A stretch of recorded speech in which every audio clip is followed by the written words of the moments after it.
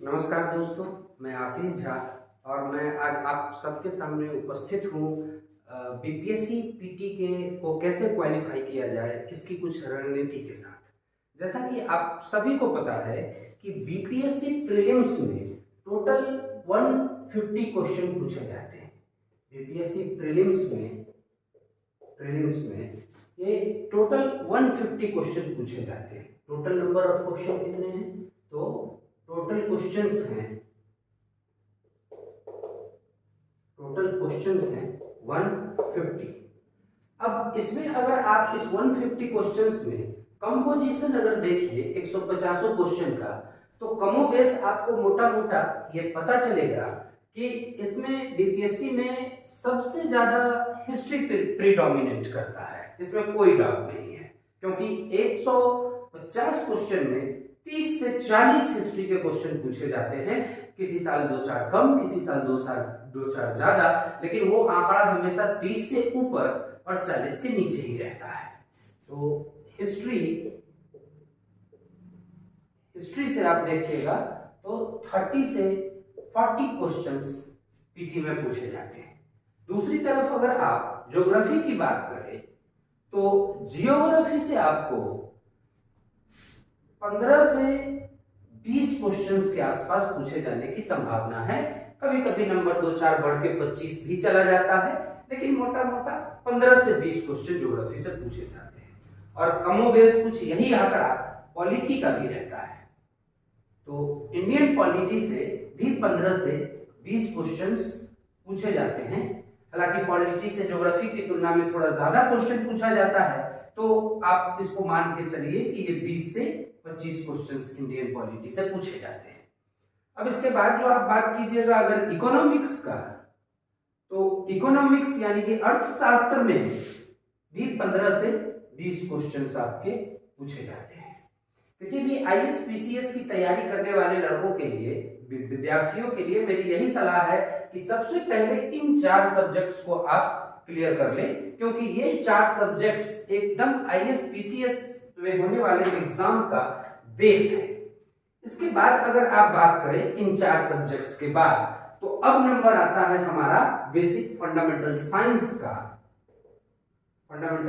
का। तो साइंस में 25 क्वेश्चन तो बीपीएससी प्रीलिम्स में फिक्स है। ये नंबर कभी कभी बढ़ के 30 तक भी पहुंचता है। साइंस में फिजिक्स, केमिस्ट्री और बायोलॉजी, अगर आप इसको और फर्दर ब्रेक करना चाहें साइंस को, तो साइंस में फिजिक्स, केमिस्ट्री और biology, physics, chemistry and biology. तो फिजिक्स से ये आंकड़ा हमको देखने को मिलता है कि फिजिक्स से लगभग 6 से 7 क्वेश्चन, केमिस्ट्री से भी वही लगभग 6 से 7 क्वेश्चन, और बाकी जो आपके क्वेश्चंस बचे 12 से 15 क्वेश्चन बायोलॉजी से आते हैं। इसके अलावा history, geography, polity, economics, science, इसके अलावा करंट अफेयर्स,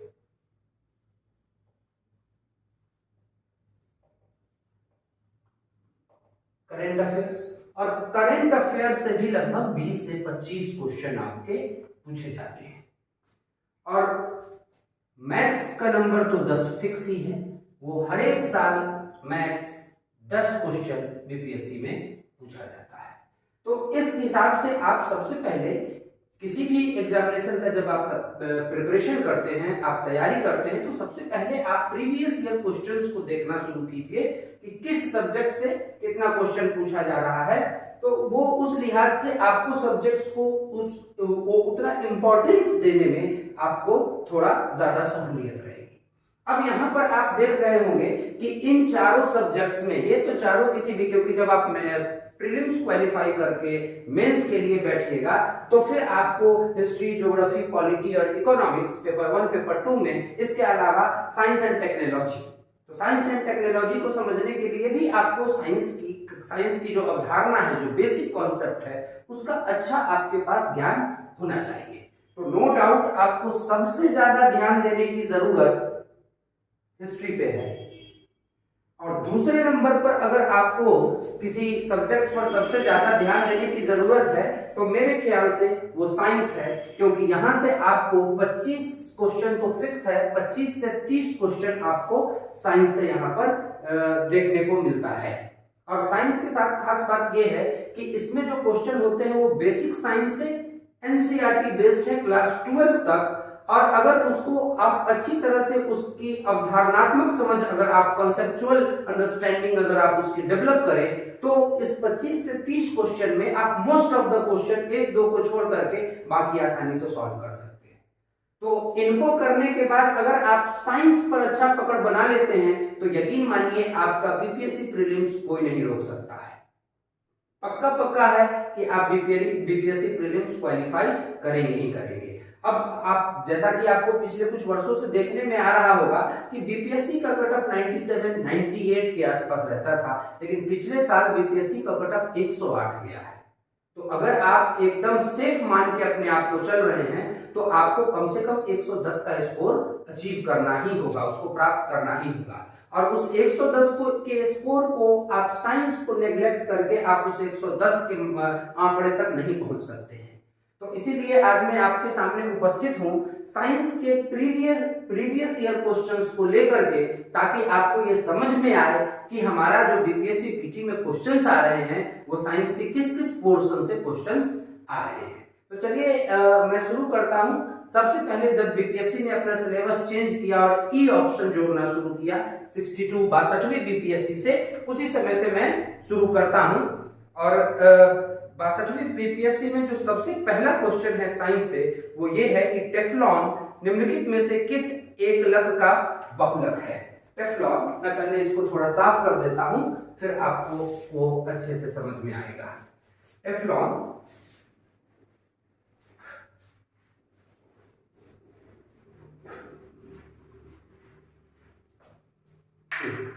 क्वेश्चन पूछा गया है कि टेफ्लॉन एक बहुलक है, पॉलीमर। टेफ्लॉन एक पॉलीमर है, एक पॉलीमर है। और जैसा कि आप जानते होंगे ऑर्गेनिक केमिस्ट्री में कि पॉलीमर अगर एक ही तरह के अणु मिल के आपस में जुड़ के लंबी श्रृंखला बनाते हैं और एक कोई नया कंपाउंड बनाते हैं तो उसको हम लोग पॉलीमर कहते हैं। जैसे कि आप सभी ने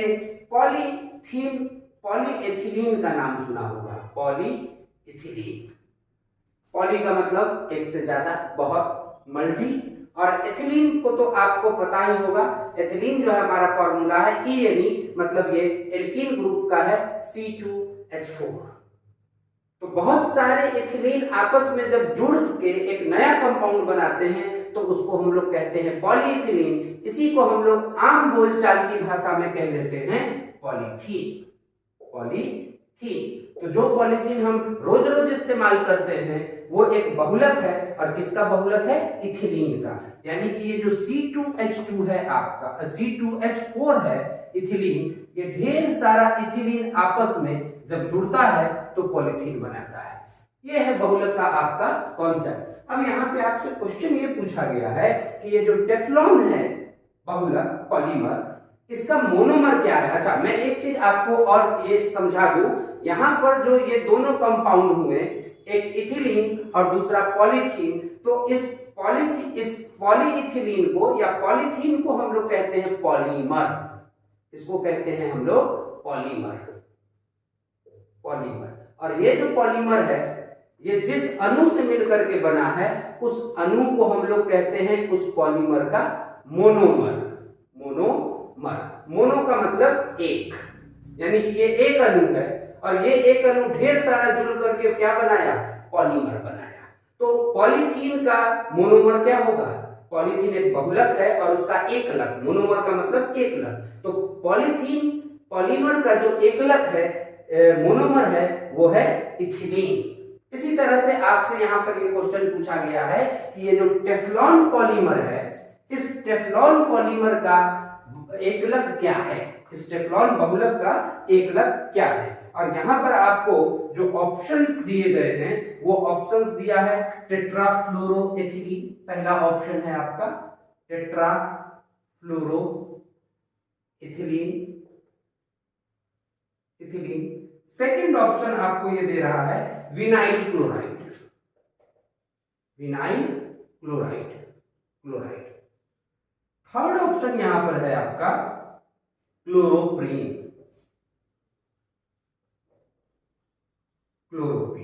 और चौथा ऑप्शन है आपका यहां पर एसिटिलीन डाइक्लोराइड,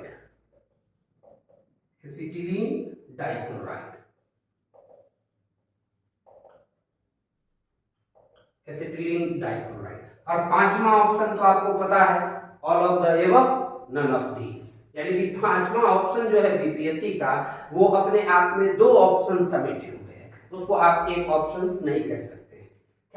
तो अब वो ऑप्शन अंडरस्टूड है all of these none of these. तो चलिए अब हम लोग देखते हैं, यहाँ पर नाम से ही स्पष्ट है। मैं हमेशा अपने विद्यार्थियों को कहता हूं कि जब भी आप ऑब्जेक्टिव एग्जाम कोई भी दे तो वहां पर आंसर टिक करने के लिए आप सीधे आंसर पर मत चले जाएं, आप एलिमिनेशन मेथड का इस्तेमाल करें।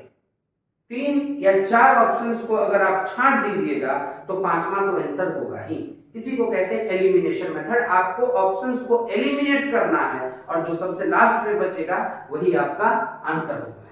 तो यहां पर जैसे कि आपको पता है ये विनाइल क्लोराइड, हम लोग ये भी आपसे कई बार पूछा जा सकता है और कई दफा पूछा गया क्वेश्चन है, हम लोग अपने घरों में अक्सर पीवीसी पाइप का इस्तेमाल करते हैं पॉलीविनाइल क्लोराइड का। तो ये पॉलीविनाइल क्लोराइड विनाइल क्लोराइड का बहुलक है। जाहिर सी बात है ये टेफ्लॉन का मोनोमर नहीं है विनाइल क्लोराइड, ये किसका मोनोमर है, ये पॉलीविनाइल क्लोराइड का मोनोमर है। दूसरी तरफ अगर आप इस क्लोरोप्रीन की बात कीजिएगा तो ये क्लोरोप्रीन मोनोमर है किसका, तो आर्टिफिशियल या सिंथेटिक रबर का, है ना, संश्लेषित रबर का, सिंथेटिक रबर का बहुलक है। ये भी क्वेश्चन आपसे पूछा जा सकता है। कई बार कई दफा ये ऐसा क्वेश्चन पूछा जाता है कि नेचुरल रबर जो प्राकृतिक रबर है उसका बहुलक क्या है, तो प्राकृतिक रबर का बहुलक आपको पता होगा वो आइसोप्रीन है ना। और ये जो क्लोरोप्रीन है आपका ये सिंथेटिक रबर का बहुलक है। और यहां पर नाम पढ़ने से ही आपको यह स्पष्ट हो जाएगा कि टेफ्लॉन में फ्लोरीन तो होगा ही और टेट्राफ्लोरोएथिलीन, तो इसीलिए इस क्वेश्चन का आंसर हो जाएगा कि इस टेफ्लॉन का जो मोनोमर है, टेफ्लॉन बहुलक का जो एकलक है वो टेट्राफ्लोरोएथिलीन है। पांचवें ऑप्शन की आपको जरूरत भी नहीं पड़ेगी। चलिए अब नेक्स्ट क्वेश्चन देखते हैं हम लोग। जीव कोशिकाओं में अनुवांशिक लक्षणों के नियंत्रण में निम्नलिखित में से कौन सा उत्तरदायी है। अनुवांशिक लक्षणों के नियंत्रण में, और अनुवांशिक लक्षण का मतलब आप समझ सकते हैं कि हेरिडेटरी जेनेटिक कैरेक्टरिस्टिक्स, जैसे कि हर एक जीव जब रिप्रोडक्शन करता है तो फादर से उसके चिल्ड्रंस में जेनेटिक मटेरियल मदर और फादर से जेनेटिक मटेरियल्स मदर सेल से डॉटर सेल में ट्रांसफर होते हैं। तो उसके लिए जिम्मेदार अणु कौन है, और यहाँ पे आपका ऑप्शंस दे रहा है एंजाइम।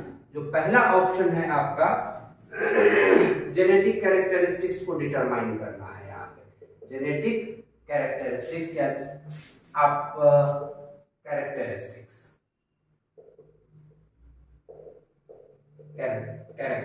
के लिए कौन जिम्मेदार है, उसके पास ऑन होने में, ट्रांसमिशन ऑफ जेनेटिक कैरेक्टरिस्टिक्स। तो पहला ऑप्शन जो दे रहा है आपका वो एंजाइम। जो सेकंड ऑप्शन है हार्मोन। थर्ड ऑप्शन है आपका आरएनए, और फोर्थ ऑप्शन है आपका डीएनए। और जो पांचवा ऑप्शन है आपका इनमें से कोई नहीं और इनमें से एक से अधिक। तो अब जरा आप ध्यान दीजिएगा कि जेनेटिक कैरेक्टरिस्टिक्स को कंट्रोल कौन करेगा, जो जेनेटिक मटेरियल होगा। अब आपको इसी में से खोजना है कि कौन जेनेटिक मटेरियल है और कौन जेनेटिक मटेरियल नहीं है। तो जाहिर सी बात है कि एंजाइम तो जेनेटिक मटेरियल नहीं है, है ना। एंजाइम हमारे शरीर के अंदर डाइजेशन में काम आते हैं, तो इसीलिए इन एंजाइम्स को कहते हैं बायोकैटलिस्ट। आपसे क्वेश्चन पूछा जा सकता है कि बायोकैटलिस्ट निम्नलिखित में से क्या है, तो हमेशा याद रखिएगा एंजाइम्स को हम लोग कहते हैं बायोकैटलिस्ट, और वो डाइजेशन के काम में आता है।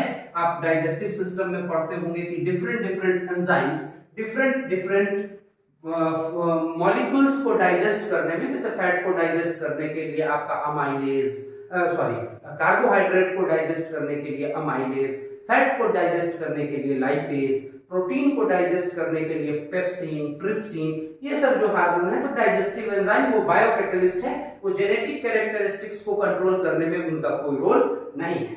अब बात करते हैं हम लोग हार्मोन्स की। तो हार्मोन्स इंडोक्राइन ग्लैंड द्वारा सेक्रेट होता है बॉडी के अंदर।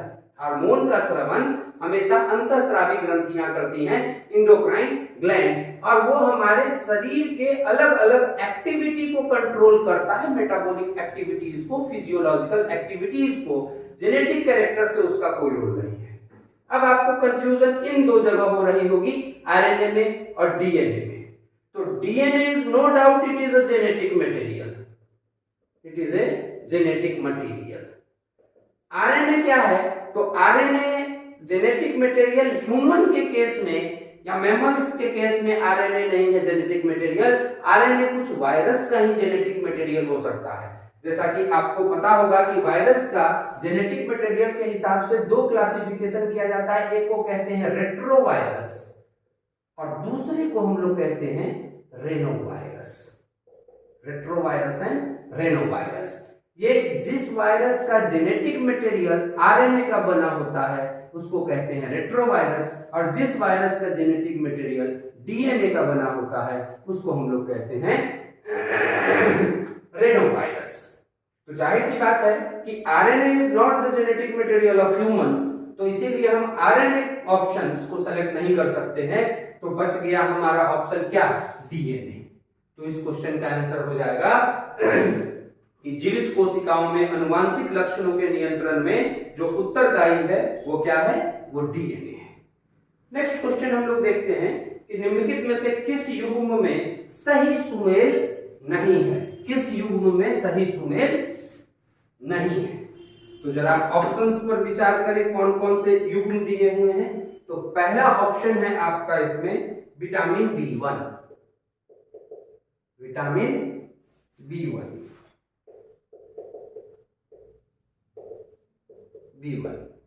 और इसके साथ दिया हुआ है संतरा या ऑरेंज। दूसरा ऑप्शन है हमारा विटामिन डी,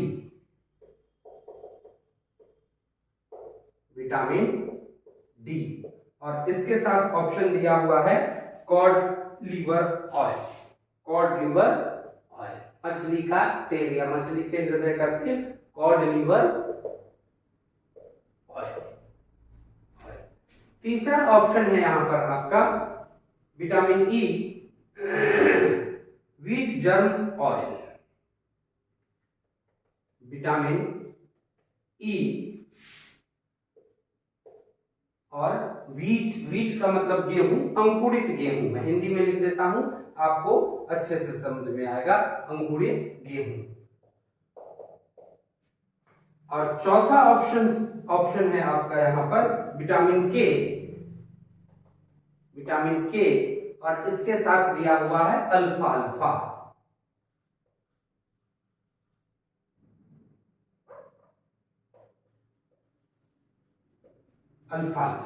और पांचवा ऑप्शन तो आपको पता है, इनमें से सब या इनमें से एक से अधिक या इनमें से कोई नहीं।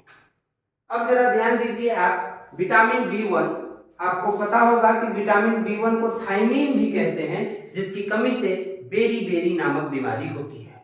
और संतरे में मुख्य रूप से विटामिन B1 नहीं, संतरे में मुख्य रूप से कौन सा विटामिन पाया जाता है? तो संतरे में मुख्य रूप से पाए जाने वाला विटामिन है विटामिन सी। संतरे में मुख्य रूप से पाए जाने वाला विटामिन है विटामिन सी। तो यहां तो मुझे स्पष्ट लग रहा है कि ये पहला ऑप्शन ही गलत है। खैर अभी आगे चेक करते हैं। विटामिन डी, आपको पता होगा विटामिन डी को हम लोग कैल्सीफेरोल भी कहते हैं, उसका रासायनिक नाम कैल्सीफेरोल है, जो कि मछली के तेल में पाया जाता है, कॉड लिवर ऑयल में वो पाया जाता है। तो ये ऑप्शन तो आपका ये बिल्कुल सही है। ठीक है, ये सुमेलित बिल्कुल सही है। आपसे क्वेश्चन पूछा क्या गया है, इसमें से कौन सा सुमेलित नहीं है, तो ये सुमेलित है, ये सुमेलित नहीं है। आगे बात करते हैं विटामिन ई की। तो विटामिन ई को हम लोग टेकोफेरोल भी कहते हैं, जो कि अंकुरित गेहूं में विटामिन ई पाया जाता है। बिल्कुल सही बात है, अंकुरित गेहूं में विटामिन ई पाया जाता है। विटामिन के की बात आप कीजिएगा, जिसको फाइलोक्यूनिन भी कहते हैं। अल्फाल्फा नामक घास, उस अल्फाल्फा नामक घास में विटामिन के पाया जाता है। तो ये आपका ई भी सही है, आपका ये चौथा ऑप्शन भी सही है। तो इसमें से गलत सुमेलित नहीं केवल एक है, विटामिन बी1 ऑरेंज में। ऑरेंज में विटामिन बी1 नहीं, विटामिन सी पाया जाता है, इसलिए इसका आंसर होगा आपका ए, पहला ऑप्शन। अब हम लोग नेक्स्ट क्वेश्चन की तरफ बढ़ते हैं। Which of the following pair is not correctly matched? फिर से वही उसी तरह का क्वेश्चन है आपका कि इसमें से कौन सही सुमेलित नहीं है। ध्यान रखिएगा, क्वेश्चन पढ़ते समय इस बात का जरूर ख्याल कीजिएगा कि क्वेश्चन में पूछा है कौन सुमेलित है या कौन सुमेलित नहीं है, क्योंकि ये हाँ नहीं के चक्कर में कई बार प्रश्न गलत हो जाते हैं। हम लोग ये देख ही नहीं पाते हैं कि पूछा गया है कौन सुमेलित नहीं है, और हम उस आंसर के साथ चले जाते हैं जो कि सुमेलित है। तो इस बात को ध्यान में रखिएगा। पहले मैं ऑप्शंस लिख दूं, क्वेश्चन फिर से वही है कि इसमें से कौन सुमेलित नहीं है। तो जो पहला ऑप्शन है आपका वो है रेटिनॉल। रेटिनॉल, रेटिनॉल, और इसके साथ दिया हुआ क्या है, तो ज़ेरोफ्थैल्मिया। ज़ेरोफ्थैल्मिया, रेटिनॉल, ज़ेरोफ्थैल्मिया। दूसरा ऑप्शन है आपका टेकोफेरॉल।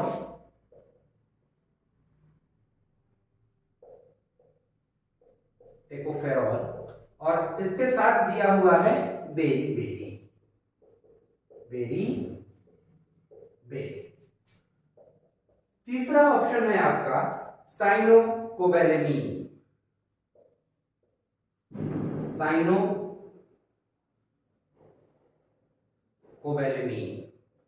और इसके साथ दिया हुआ है आपका अनीमिया।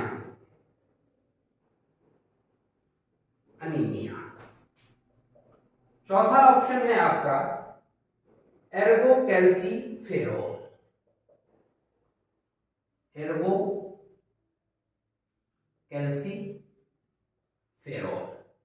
और इसके साथ दिया हुआ है रिकेट्स।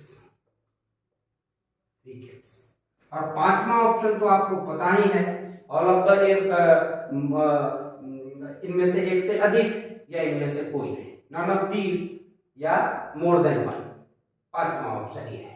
अब आपको ये पता करना है कि इसमें से कौन सही सुमेलित नहीं है। इसमें से कौन सही सुमेलित नहीं है। तो अब ऑप्शंस देखने के बाद आपको पता ये चल गया होगा कि ये जो बाएं साइड में दिया हुआ है ये सारे किसी न किसी विटामिन के नाम हैं, और दाहिने साइड में जो है वो उस विटामिन की कमी के कारण होने वाले डिफिशियंसी डिजीज है। ठीक है, तो ये रेटिनॉल विटामिन ए को बोलते हैं, और आपको पता ही होगा कि विटामिन ए की कमी से दो बीमारी, एक तो नाइट ब्लाइंडनेस रतौंधी, और दूसरा ज़ेरोफ्थैल्मिया।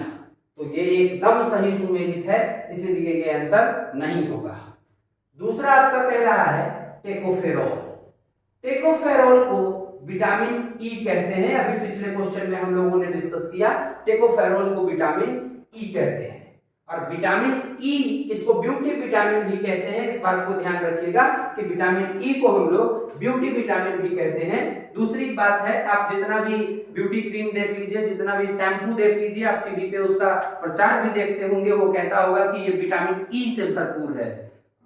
तो टेकोफेरॉल को इसीलिए हम लोग ब्यूटी विटामिन कहते हैं। और विटामिन ई की कमी से इनफर्टिलिटी यानी कि नपुंसकता होती है, बेरी बेरी नहीं होती है। पिछले क्वेश्चन में हम लोगों ने डिस्कस किया था कि ये बेरी बेरी जो है विटामिन बी1 यानी कि थायमिन की कमी से होने वाली बीमारी है।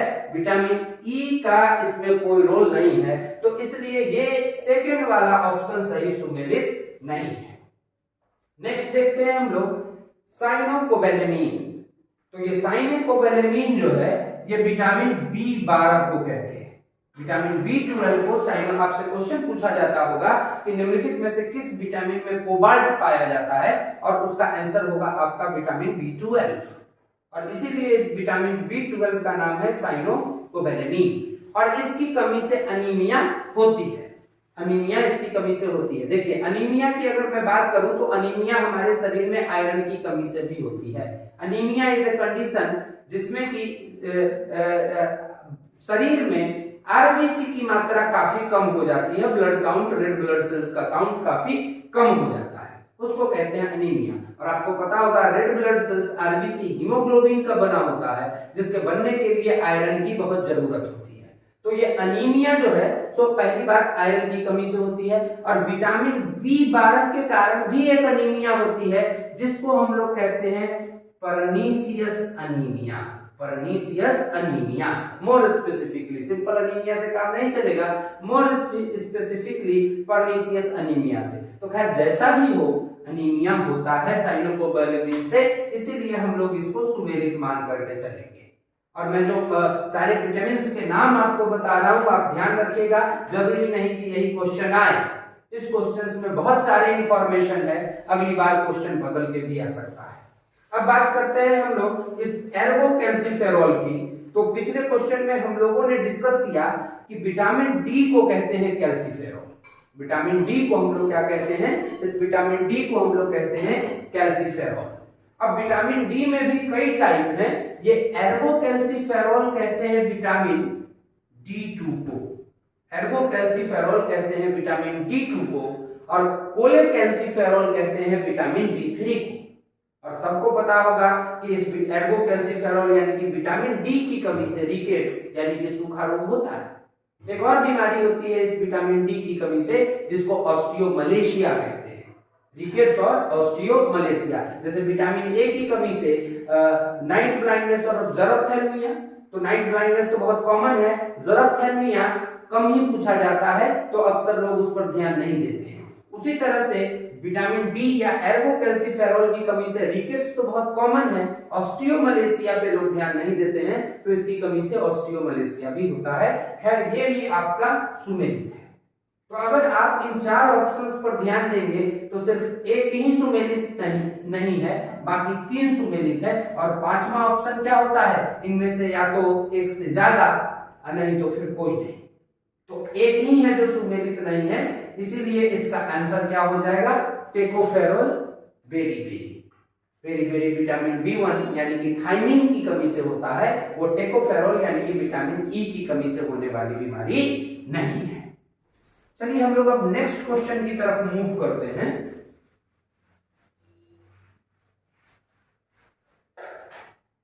जो हमारा नेक्स्ट क्वेश्चन है वो कहता है कि बेकेलाइट निम्नलिखित में से किसके संघनन से बनता है।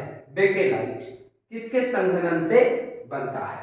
आप बेकेलाइट एक प्लास्टिक है, बेकेलाइट, और प्लास्टिक के बारे में आपको पता होगा कि प्लास्टिक 2 तरह के, एक को कहते हैं थर्मोप्लास्टिक और दूसरे को कहते हैं थर्मोसेटिंग प्लास्टिक।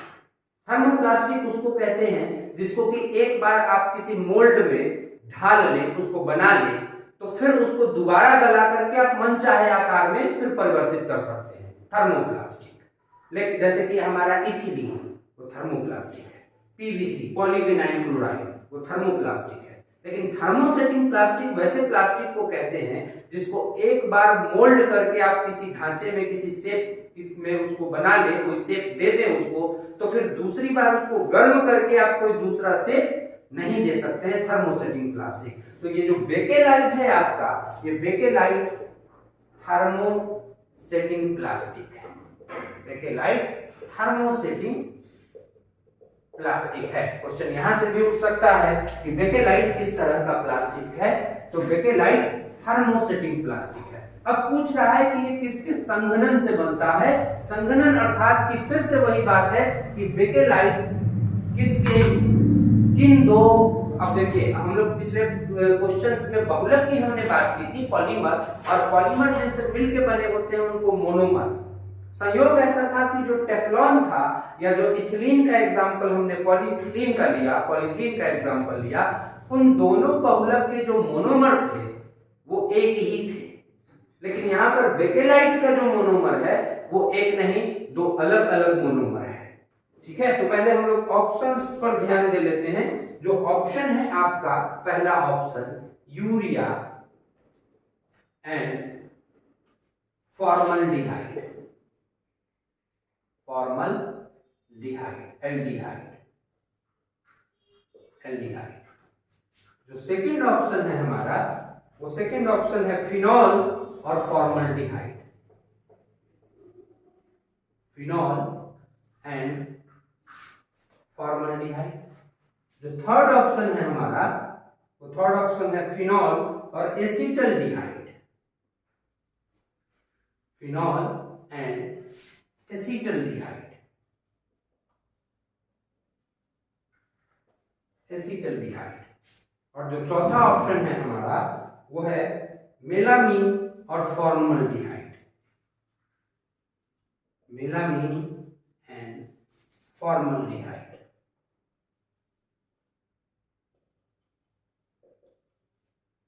फॉर्मल्डिहाइड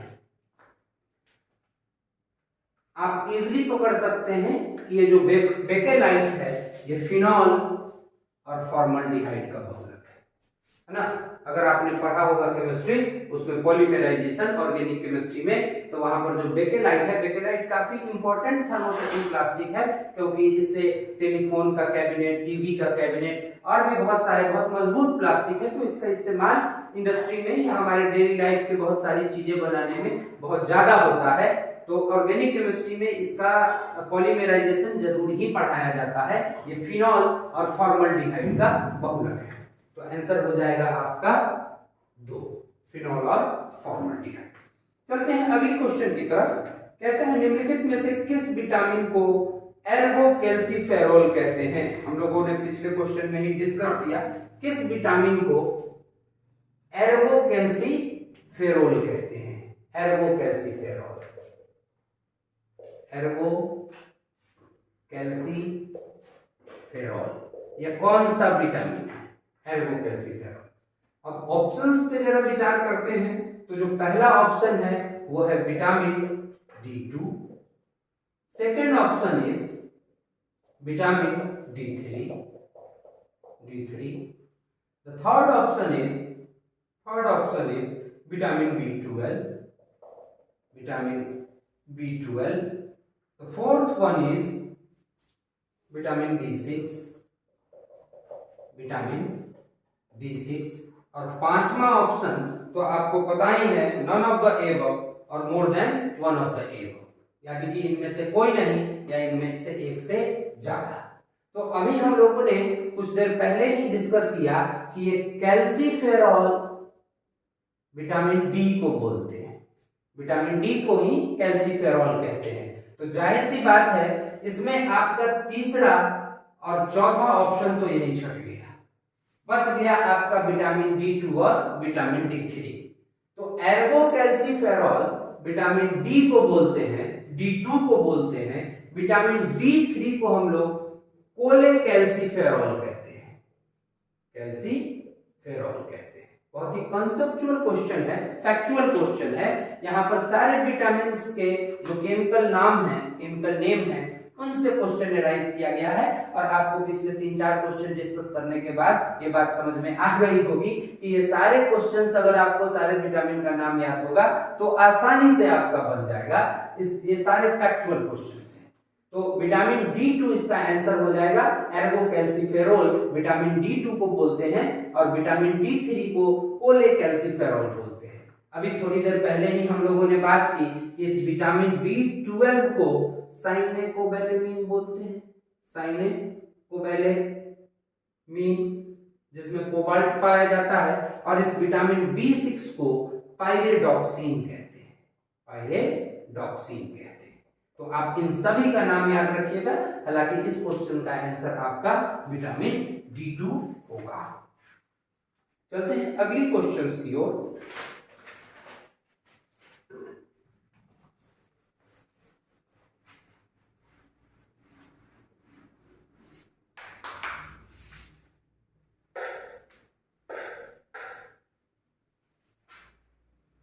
तो नेक्स्ट क्वेश्चन है आपका, इसमें मैच कराने के लिए कह रहा है कि match list 1 with list 2 and select the correct answer using the code given below. तो दोनों देख लेते हैं। एक तरफ है सब्सटेंस, पदार्थ, सब्सटेंस, और दूसरी तरफ है उसका एप्लीकेशन, उपयोग। एप्लीकेशन, किस पदार्थ का क्या एप्लीकेशन है। ओके, और जो ए में है आपका एस्पार्टेम, एस्पार्टेम, और उसके सामने फर्स्ट में है synthetic rubber, synthetic rubber, rubber. इधर बी में फ्रियोन, फ्रियोन, और उसके सामने एंटीहिस्टेमाइन, एंटीहिस्टेमाइन, हिस्टेमाइन। सी में नियोप्रीन, नियोप्रीन, और उसके सामने third number artificial sweetener,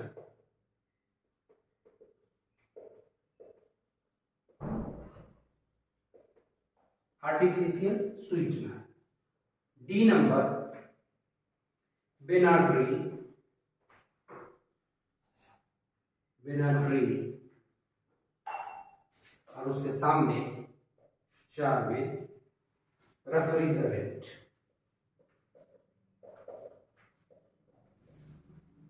refrigerant. आपको मैच कराना है और नीचे जो आपकी कोडिंग दी गई है उस कोडिंग के हिसाब से आपको आंसर पिक करना है। तो आप मैच करा लेंगे तो आप आंसर कोडिंग आराम से पिक कर लेंगे। अब यहाँ पर हम लोग देखते हैं एक एक ऑप्शंस को बड़ा ध्यान से। ये जो एस्पार्टेम है आपका, एस्पार्टेम, ये एस्पार्टम एक आर्टिफिशियल स्वीटनर है, कृत्रिम मधुरक, यानी कि आप समझिए कृत्रिम चीनी है, ये कृत्रिम शुगर, आर्टिफिशियल शुगर है। जैसे कि आप सभी ने सैकरीन का नाम सुना होगा, सैकरीन, सैकरीन, या सैकरीन भी आर्टिफिशियल शुगर है। ओके, उसी तरह से ये एस्पार्टेम, एस्पार्टेम भी आर्टिफिशियल स्वीटनर है जिसका इस्तेमाल हम लोग खाद्य पदार्थों में उसको मिठास देने के लिए खाद्य पदार्थों में हम लोग करते हैं। ऐसा इसलिए करते हैं कि ये एस्पार्टेम या ये जो सैकरीन है ये हमारे नेचुरल शुगर से 500,000 टाइम्स ज्यादा मीठा है, तो इसकी बहुत कम मात्रा से ही हमारा काम चल जाता है। तो एस्पार्टेम आर्टिफिशियल स्वीटनर, इस सैकरीन को भी याद रखिएगा क्योंकि ये भी टर्म अक्सर पूछे जाने वाला है कि ये सैकरीन क्या है। फ्रियोन की जहां तक बात है तो ये फ्रियोन आपका जो रेफ्रिजरेटर में जो रेफ्रिजरेंट गैस की तरह इस्तेमाल करते हैं, जैसे हमारा कोल्ड स्टोरेज है, तो कोल्ड स्टोरेज में रेफ्रिजरेंट की जगह, प्रशीतक की जगह हम लोग क्या इस्तेमाल करते हैं, अमोनिया। लेकिन हमारे जो फ्रिज है वो घरों में, फ्रिज में जो प्रशीतक या रेफ्रिजरेंट का इस्तेमाल हम लोग करते हैं उसको कहते हैं फ्रियोन। तो ये फ्रियोन की मैचिंग हो जाएगी आपकी रेफ्रिजरेंट के साथ। जहां तक आप इस नियोप्रीन की बात कहिएगा तो पिछले क्वेश्चंस में हमने देखा कि रबर दो तरह के, रबर दो तरह के, नेचुरल रबर, प्राकृतिक रबर और सिंथेटिक रबर, सिंथेटिक रबर यानी कि संश्लेषित रबर। तो ये नेचुरल रबर किसका बहुलक होता है, नेचुरल रबर हमारा हमेशा आइसोप्रीन का बहुलक होता है। Always remember, natural rubber isoprene का बहुलक होता है। और सिंथेटिक रबर पिछले वाले क्वेश्चन में हमने बात की, या तो क्लोरोप्रीन या फिर नियोप्रीन। नियोप्रीन, तो क्लोरोप्रीन या नियोप्रीन सिंथेटिक रबर का बहुलक है, इसलिए ये नियोप्रीन की मैचिंग हो जाएगी इधर ए में, यानी कि ये सिंथेटिक रबर का बहुलक है। और जो बेनाड्रिल बच गया वो बेनाड्रिल एंटीहिस्टामाइन है। बेनाड्रिल आपका एक कफ सिरप भी आता है, लेकिन यहाँ एंटीहिस्टामाइन कहने का मतलब है, मैं आपको बता दूं कि जैसे औषधि ड्रग्स दवाएं कई तरह की होती हैं, उनकी एक ब्रॉड कैटेगरी है दवाओं की। जैसे कि बुखार, आपका पैरासीटामोल जो बुखार को कम कर देता है तो उसको कहते हैं एंटीपायरेटिक मेडिसिन, एंटीपायरेटिक, जो कि फीवर कम करता है। फीवर के लिए जैसे पैरासीटामोल हो गया, क्रोसिन हो गया, डोलो हो गया, जो भी है उसमें जो कंपोजिशन है वो पैरासीटामोल ही है, एंटीपायरेटिक। इसी तरह से जो बैक्टीरिया के अगेंस्ट में काम करता है उसको हम लोग बोलते हैं एंटीबायोटिक, एंटीबायोटिक मेडिसिन। जो हालांकि एंटीबायोटिक बैक्टीरियल, फंगल, वायरल सब डिजीज में काम करता है, बहुत ही ब्रॉड स्पेक्ट्रम है, लेकिन अभी समझने के लिए आप ये समझिए कि एंटीबायोटिक्स बैक्टीरियल डिजीज के अगेंस्ट में जो काम करेगा। उसी तरह से जो दर्द निवारक दवा है पेन किलर, पेन किलर ये तो फीवर को कम करने के लिए एंटीपायरेटिक, तो उसी तरह से जो पेन किलर होता है, लेमन टर्म में हम उनको पेन किलर कहते हैं, लेकिन मोर स्पेसिफिकली उसको कहते हैं एनाल्जेसिक, एनाल्जेसिक। ठीक है, तो उसी तरह से ये जो एंटीहिस्टामाइन है, एंटीहिस्टामाइन, एंटीहिस्टामाइन ये एंटी एलर्जिक मेडिसिन है, एंटी एलर्जिक मेडिसिन। तो मतलब साफ है कि एलर्जी को रोकने के लिए हम लोग इस दवा का इस्तेमाल करते हैं, एंटीहिस्टामाइन, और Benadryl is a very good antihistamine. तो इस तरह से आप कोडिंग ढूंढ करके इस क्वेश्चंस का आंसर वहां पर आप ढूंढ सकते हैं। चलिए हम लोग बढ़ते हैं नेक्स्ट क्वेश्चन की तरफ।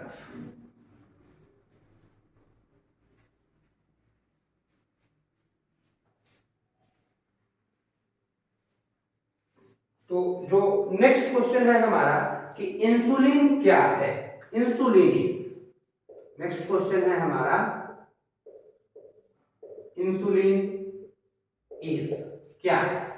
और यहां पर जो ऑप्शंस हमारे दिए हुए हैं वो पहला ऑप्शन है कि फैट है,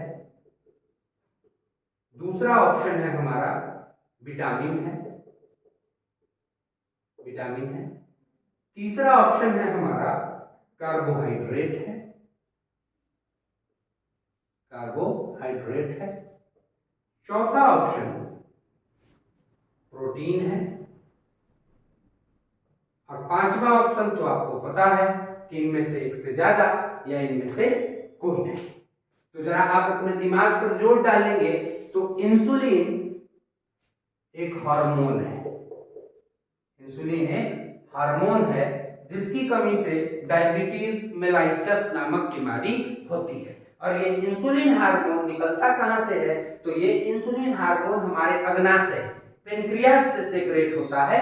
और पेनक्रियाज, जो पेनक्रियाज है वो एक मिक्स्ड ग्लैंड है, यानी कि वो इंडोक्राइन साथ साथ एक्सोक्राइन दोनों ग्लैंड है।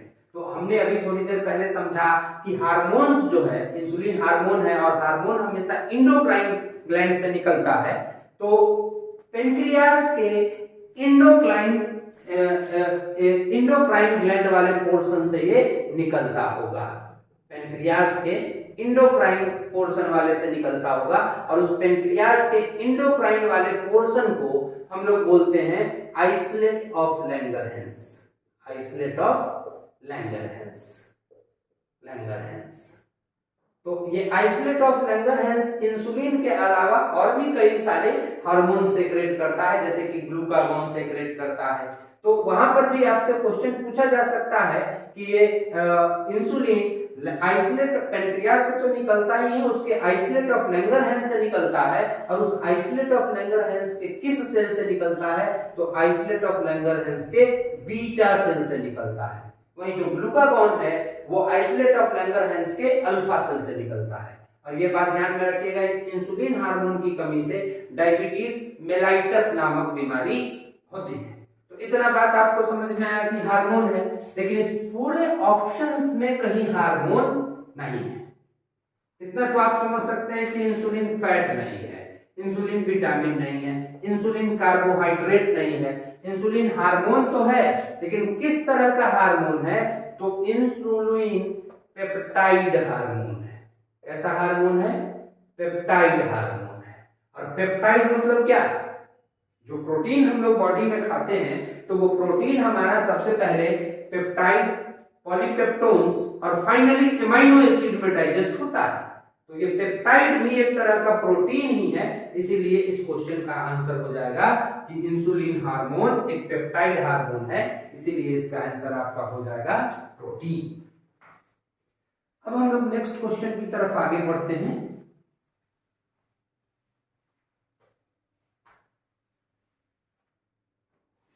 और हमारा नेक्स्ट क्वेश्चन है, विच of the following is an antibiotic drug. देखिए अभी हम लोग बात कर रहे थे एंटीबायोटिक की, जो एंटीबैक्टीरियल एंटी फंगल है, खास करके बैक्टीरिया पर जिसका ज्यादा असर है। तो क्वेश्चन आपसे यहाँ पर क्वेश्चन पूछा जा रहा है कि इनमें से कौन एंटीबायोटिक ड्रग है, मेडिसिन है, इनमें से कौन? और यहाँ पे जो ऑप्शंस दिए गए हैं आपको, तो पहला ऑप्शन है क्यूनिन,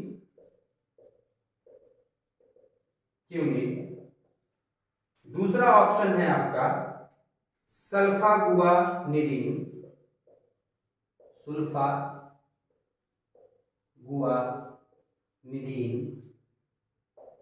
तीसरा ऑप्शन है क्लोरेम्फेनिकॉल,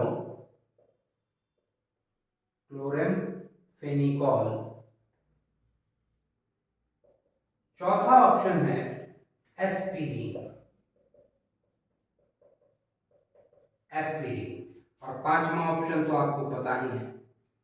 तो एंटीबायोटिक क्या है? देखिए एंटीबायोटिक मेडिसिन बैक्टीरिया के अलावा और भी बहुत सारे ऑर्गेनिज्म पे काम करता है, लेकिन खासियत ये है कि ये मेडिसिन किसी न किसी बैक्टीरिया से एक्सट्रैक्ट किया होगा।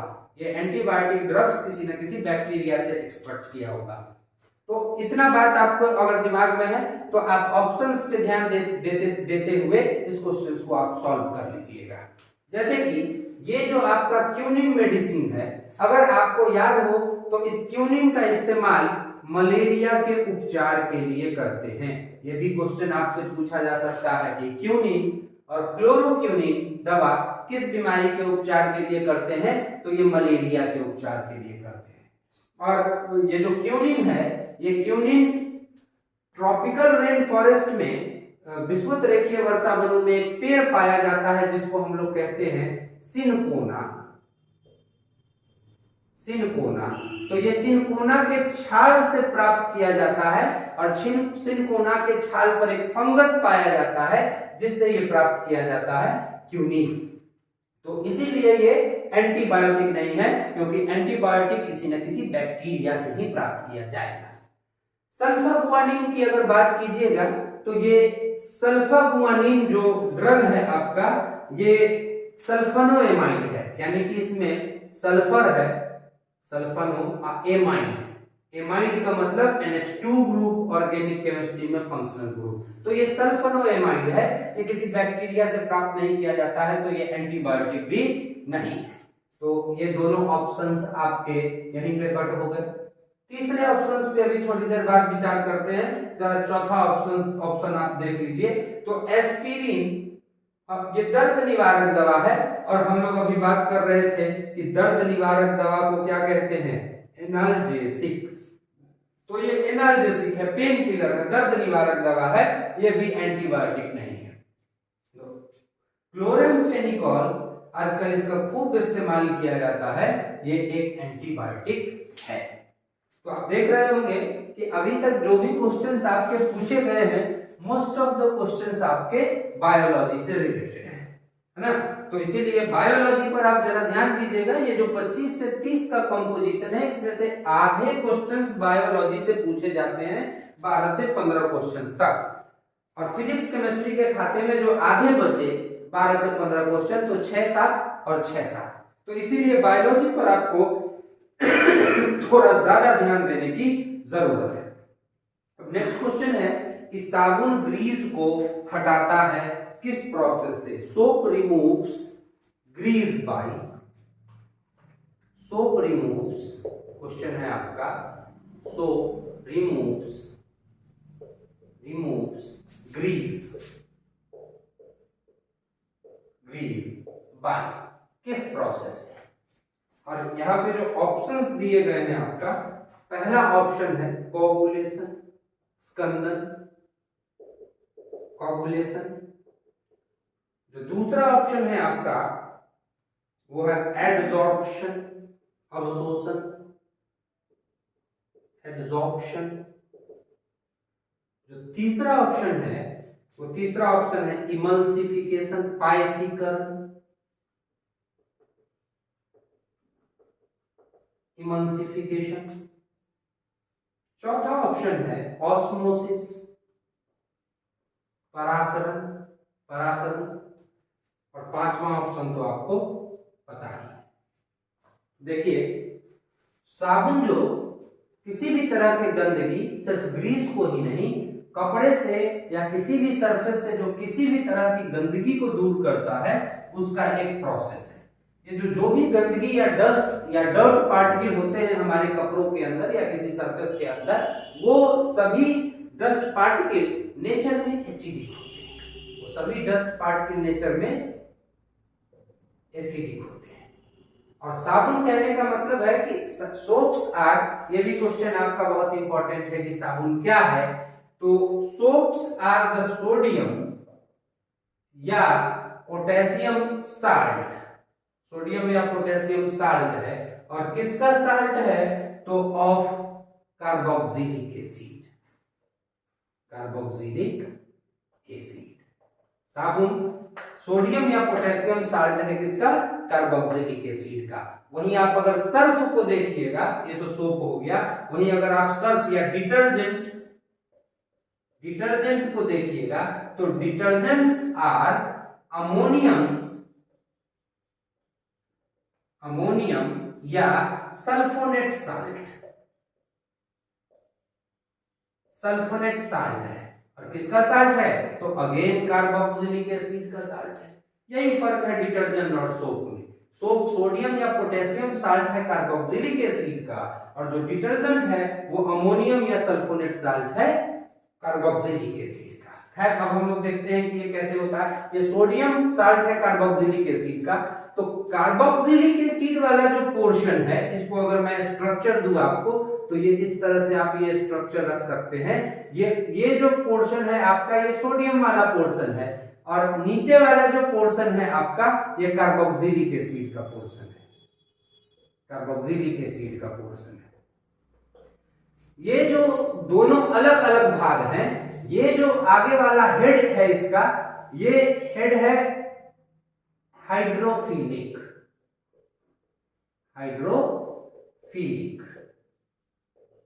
और ये जो पीछे वाला पोर्शन है आपका, ये है हाइड्रोफोबिक। कार्बोक्सिलिक एसिड वाला जो पोर्शन है, ये है हाइड्रोफोबिक। अब ये हाइड्रोफिलिक और हाइड्रोफोबिक का कहने का क्या मतलब है? तो हाइड्रो का मतलब वाटर, और फिलिक का मतलब एफिडिटी, यानी कि जिसको वाटर से दिल लगी हो, जिसको वाटर से कोई दिक्कत नहीं हो, वाटर के साथ रहने में उसको मजा आता हो, उस तरह के सब्सटेंस को क्या कहते हैं? हाइड्रोफिलिक। वो वाटर में आसानी से डिसॉल्व हो जाएगा। और यहां पर हाइड्रो का मतलब अगेन वाटर, और फोबिक का मतलब फोबिया वर्ड से ये वर्ड बना है। फोबिक मतलब डर, यानी कि जो वाटर से दूर भागे, वाटर से डर लगे, वाटर में जो डिसॉल्व नहीं हो, उसको क्या कहते हैं? उस तरह के सब्सटेंस को हाइड्रोफोबिक सब्सटेंस, हाइड्रोफिलिक सब्सटेंस और हाइड्रोफोबिक सब्सटेंस। तो ये जो साबुन है आपका, ये एक मॉलिक्यूल है जिसका कुछ भाग हाइड्रोफिलिक है और कुछ भाग आपका हाइड्रोफोबिक है। अब ये जो कार्बोक्सिलिक एसिड वाला पार्ट है, ये कार्बोक्सिलिक एसिड वाटर में डिसॉल्व नहीं होगा, ये एसिड में डिसॉल्व होगा और ये जो सोडियम वाला पार्ट है ये आपका वाटर में डिसॉल्व होगा। तो मान लीजिए कि ये अगर आपका डस्ट पार्टिकल है एसिडिक नेचर का, तो कार्बोक्सिलिक एसिड वाला भाग ऐसे होगा और वो सोडियम वाला भाग बाहर की तरफ। कार्बोक्सिलिक एसिड वाला भाग ऐसा, सोडियम वाला भाग बाहर की तरफ। कार्बोक्सिलिक एसिड वाला भाग ऐसा, सोडियम वाला बाहर की तरफ। ये इस तरह का स्ट्रक्चर पानी में ये बनाएगा डस्ट के साथ, और इस स्ट्रक्चर को कहते हैं मिसेल्स। ये वाटर में सॉलिड पार्टिकल्स की तरह, या मान लीजिए सॉलिड तो नहीं लेकिन लिक्विड की तरह, ये एक वाटर का मॉलिक्यूल से ये मॉलिक्यूल बिल्कुल अलग होगा और उसमें मिक्सचर की तरह कोलाइडल सॉल्यूशन की तरह मौजूद रहेगा। तो आपको पता होगा कि वाटर में या लिक्विड में लिक्विड के कोलाइडल सॉल्यूशन को हम लोग क्या बोलते हैं, इमल्शन। और जब भी हम पानी से इसको वॉश करेंगे तो ये वाला मिसेल्स वाला पार्टिकल्स जो है वो कपड़े से निकल जाएगा, और वो निकलेगा तो साथ साथ जो हमारा डर्ट है, जो गंदगी है, वो भी निकल जाएगी। तो इसका मतलब ये हुआ कि सोप रिमूव करने, सोप से गंदगी, ग्रीस या कोई भी डर्ट जो है रिमूव करने के लिए तो जो प्रोसेस वहां पर इस्तेमाल होता है उस प्रोसेस को क्या कहते हैं, उस प्रोसेस को कहते हैं इमल्सिफिकेशन। जहां तक और सारे ऑप्शंस की बात है, आंसर तो इसका 3 होगा। जहां तक और सारे आंसर्स ऑप्शंस की बात है तो स्कंदन, कोगुलेशन से आपको पता होगा कि फिटकरी से जो पानी को शुद्ध किया जाता है तो फिटकरी में इसी प्रोसेस का इस्तेमाल होता है, कोगुलेशन या स्कंदन। एड्सॉर्प्शन, आपने एक मिश्रण से उसके अवयवों की, मिक्सचर से उसके अवयवों, कंस्टिट्यूएंट पार्टिकल्स को सेपरेट करने का एक मेथड पढ़ा होगा जिसको कहते हैं क्रोमैटोग्राफी। तो ये क्रोमैटोग्राफी से, जैसे इंक है या डाई है, इंक ही है, ब्लू इंक, तो वो इंक किसी एक कलर के डाई से मिलकर के नहीं बना है, उसमें बहुत सारे कलर के डाई उसमें मिक्स है। तो वो जो सारे कलर के डाई को उस इंक से सेपरेट करने की विधि को हम लोग कहते हैं क्रोमैटोग्राफी। और ये क्रोमैटोग्राफी किस प्रॉपर्टी का इस्तेमाल करता है, तो ये एब्जॉर्प्शन की प्रॉपर्टी का इस्तेमाल करता है, क्योंकि उनको पता है कि जो डिफरेंट कलर के डाई हैं उनका रेट ऑफ एब्जॉर्प्शन क्या है, अलग अलग है। तो सब अलग अलग रेट से अगर एब्जॉर्ब होंगे तो सब एक दूसरे से सेपरेट हो जाएंगे। तो क्रोमैटोग्राफी में ये एब्जॉर्प्शन, फिटकरी से, पोटाश एलम से जो हम पानी को शुद्ध करते हैं उस प्रक्रिया को कहते हैं कोगुलेशन। या इस ऑस्मोसिस की प्रक्रिया से हमारे जो किडनी के अंदर है वो ब्लड हमारा प्यूरिफाई होता है। तो आंसर इस क्वेश्चन का कि साबुन हमारे कपड़ों से गंदगी या ग्रीस को किस प्रक्रिया से हटाता है, तो साबुन हमारे कपड़े या गंदगी से ग्रीस को इमल्सिफिकेशन के प्रोसेस से रिमूव करता है। चलिए अब बढ़ते हैं हम लोग अगले क्वेश्चन की तरफ, नेक्स्ट क्वेश्चन की तरफ। Which of the following hormone play a role in release of the milk from mammary gland? Question है कि इसमें से कौन सा हार्मोन जो मेमोरी ग्लैंड है उसमें से मिल्क के इजेक्शन के लिए या रिलीज के लिए जिम्मेदार है। Milk ejection, milk release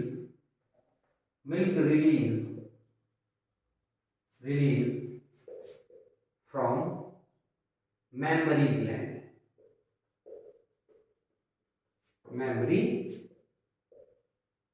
gland, इस घटना के लिए कौन सा हार्मोन जिम्मेदार है। और यहां पे आपको ऑप्शंस दिया गया है। पहला ऑप्शन है एड्रेनलिन, दूसरा ऑप्शन है थायरॉक्सिन,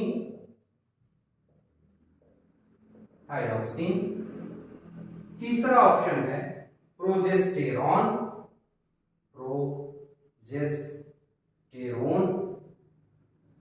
चौथा ऑप्शन है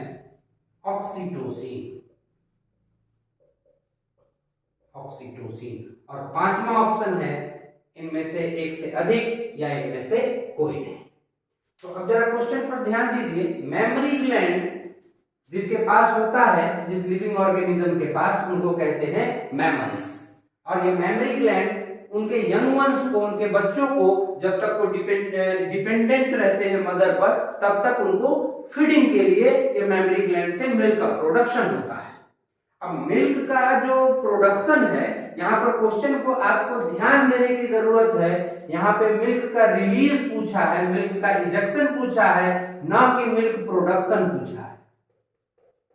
तो मिल्क का प्रोडक्शन मैमल्स में या ह्यूमंस में खास करके प्रोलैक्टिन हार्मोन के कारण होता है। लैक्टो का मतलब दूध, तो उसी नाम से आप पकड़ लीजिएगा कि मिल्क का प्रोडक्शन प्रोलैक्टिन से होता है, लेकिन मिल्क प्रोड्यूस तो हो गया, लेकिन मेमरी ग्लैंड से वो बाहर कैसे आएगा। जैसे आप सभी इस बात को समझते होंगे कि गाय भैंस को उसके दूध के इजेक्शन के लिए सुई दिया जाता है, या तो बच्चा पिए, और बच्चा जब दूध पीता है गाय का बछड़ा, तो वो उस गाय अपने बछड़े को पिलाने के लिए ऑटोमेटिकली वो हार्मोन उसके बॉडी में सेक्रेट होता है, जिसके कारण मिल्क का इंजेक्शन होना स्टार्ट हो जाता है। और एक बार जब वो हार्मोन सेक्रेट हो गया तो बच्चा को थोड़ा सा पिला के वो पशुपालक जो है उस बछड़े को अलग कर देता है और बाकी दूध अपने बाल्टी में वो इजेक्ट करा लेता है। ठीक है, लेकिन यहाँ पर जो ह्यूमंस हैं, ह्यूमंस में तो ऐसी कोई बात नहीं है, वो तो आर्टिफिशियल प्रोसेस है।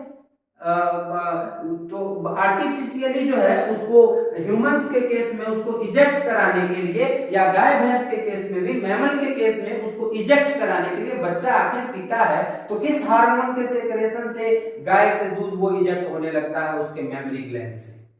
तो सारे ऑप्शंस पर पहले विचार कीजिए।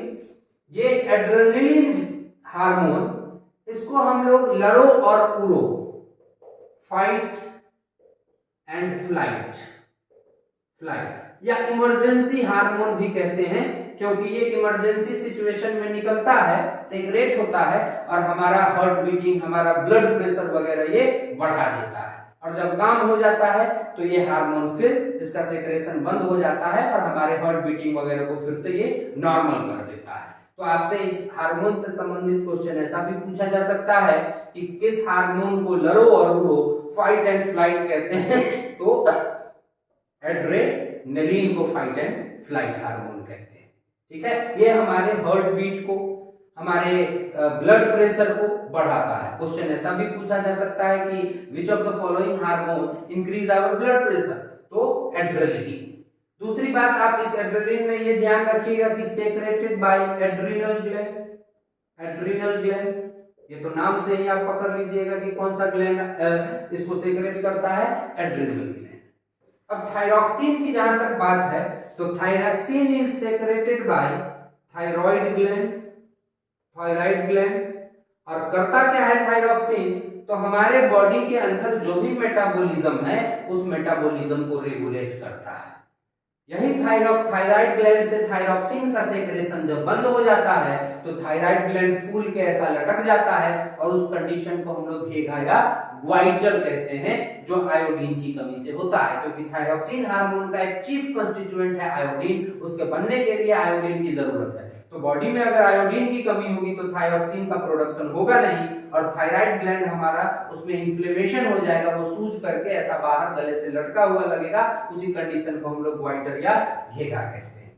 तो आपका मिल्क इंजेक्शन के लिए ये भी जिम्मेदार नहीं है। एड्रेनलिन क्या करता है, तो एड्रेनलिन हार्ट बीटिंग को बढ़ाता है, एड्रेनलिन हमारे ब्लड प्रेशर को बढ़ाता है। थायरॉक्सिन क्या करता है, तो हमारे बॉडी के अंदर मेटाबॉलिज्म करता है, तो ये भी मिल्क रिलीज नहीं करता है। प्रोजेस्टेरॉन, प्रोजेस्टेरॉन जो है वो एक फीमेल हार्मोन है, ये मेल्स में नहीं निकलता है, और ये रिलीज किया जाता है फीमेल गोनैड के द्वारा, जिसको हम लोग कहते हैं ओवरी। ओवरी इस हार्मोन को, प्रोजेस्टेरॉन को सेक्रेट करता है। और करता क्या है ये, what is the function of progesterone, तो ये फीमेल्स में मीनार्की साइकिल को रेगुलेट करता है, मीनार्की साइकिल को रेगुलेट करता है प्रोजेस्टेरॉन। तो मिल्क इंजेक्शन से इसका भी कोई संबंध नहीं है। मिल्क इंजेक्शन हमारा ऑक्सीटोसिन कराता है, oxytocin secreted by pituitary gland, pituitary gland. हालांकि आपसे अगर क्वेश्चन ये पूछे कि ऑक्सीटोसिन हार्मोन बनता कहां है, तो synthesized by hypothalamus, hypothalamus and secreted by pituitary gland. इसको सेक्रेट पिट्यूटरी ग्लैंड करता है, लेकिन सिंथेसाइज हाइपोथैलेमस करता है। इस बात को ध्यान में रखिएगा। क्वेश्चन दोनों तरह से पूछा जा सकता है कि ऑक्सीटोसिन सेक्रेट कहां से होता है, पिट्यूटरी ग्लैंड से। ऑक्सीटोसिन को सिंथेसाइज कौन करता है, तो हाइपोथैलेमस। और फंक्शन क्या है इस ऑक्सीटोसिन का, तो यही ऑक्सीटोसिन मिल्क इजेक्शन कराता है, मिल्क इजेक्शन। तो आप गांव वगैरह में देखिएगा, जब भी जाइएगा तो जो पशुपालक है वो अगर दूध नहीं चाहता है कि उसका बछड़ा पिए, वो उसको खुद पीना चाहता है या बेच के ज्यादा पैसा कमाना चाहता है, तो ऐसी स्थिति में वो बछड़े को थोड़ा सा भी दूध नहीं पीने देगा। तो बछड़ा अगर दूध नहीं पिएगा तो गाय में ऑक्सीटोसिन का सेक्रेशन नहीं होगा, तो मिल्क भी इजेक्ट नहीं होगा। मिल्क है उसके मेमोरी ग्लैंड में पड़ा हुआ, लेकिन वो इजेक्ट नहीं होगा। तो वो पशुपालक क्या करता है कि ऑक्सीटोसिन का सुई दे देता है, तो अपने आप मिल्क इजेक्शन स्टार्ट हो जाता है। तो इसीलिए इस क्वेश्चन का आंसर होगा आपका ऑक्सीटोसिन।